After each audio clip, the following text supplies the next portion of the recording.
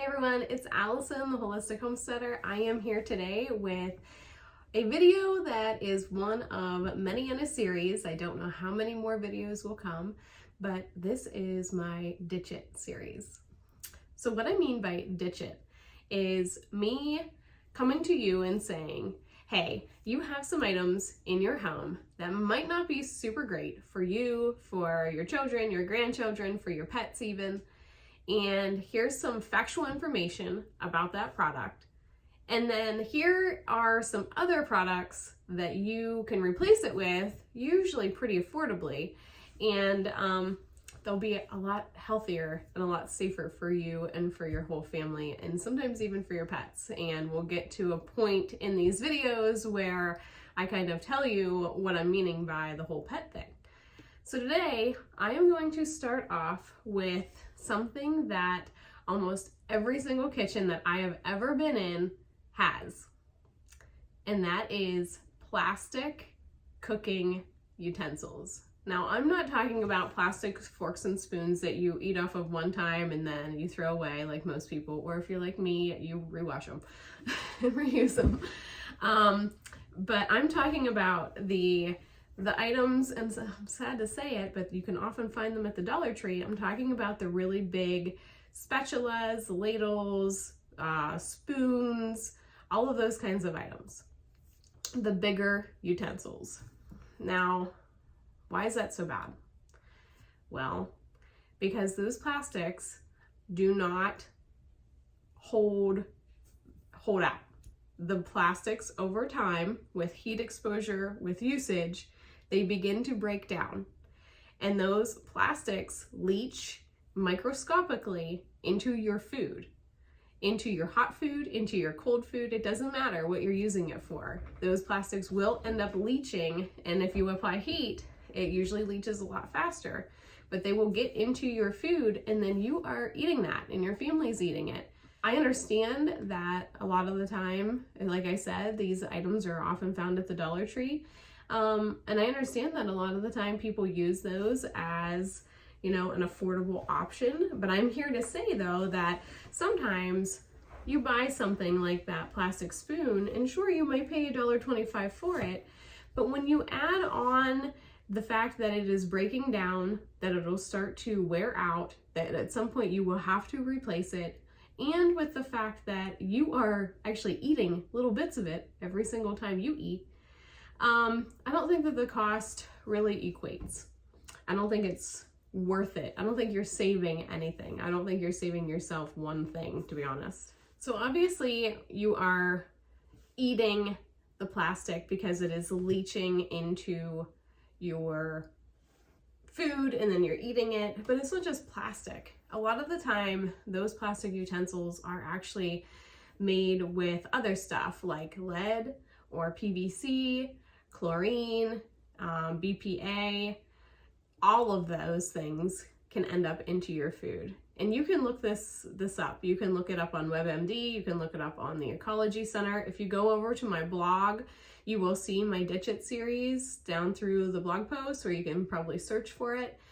And I always link where I'm finding this information. I try to research every single thing that I do because that's the English nerd in me. I want to make sure that I have factual information to back up whatever I am, learning about, or whatever I'm thinking or feeling. Those items, like I said, they damage very easily. They start to break down. You start to consume it. Not only that, but then you got to think beyond that. That spoon that you had, or the spatula that you had, is just nasty. Oh, especially because they melt. Hello. Those utensils, if you end up sitting it accidentally on a pot in the wrong spot, or if you get it onto the grate of your stove, or if you touch it to too hot of a baking sheet, they will melt. And then it gets to a point where you're like, I gotta throw it away because now it's all melted. Well, then you are polluting the environment too, because I burn trash. I burn a lot of trash. It's mostly paper products that I burn. And it pains me to have to burn plastic because I can just tell, you can see it in the smoke of it and in the longevity of how it burns. You can just tell that something that's plastic, and so heavily plastic, that it is doing a lot worse for the environment. So something that a lot of people don't realize is even when you send trash to the landfill, most landfills are incinerating their trash before they bury it. So to throw away something like that kind of plastic that can often not be recycled, it is just a bad deal. So talking a little bit more about the items that are in the plastic that leach into the food, like the heavy metals, the PVC, the lead, the chlorine, the BPA, I wanted to actually tell you guys a little bit more about a couple of those items. So BPA stands for bisphenol A, if I'm saying that, if I'm pronouncing that correctly. It is typically found in plastic cooking utensils. It also coats our store receipts. So if you go to Walmart and you get a paper receipt, it is actually covered in BPA. It is found, or it was found, in can linings, like, you know, a can of green beans, in the lining was BPA. It was used in cans for years and years, but it's recently been replaced by its sister chemical called BPS, which is bisphenol S.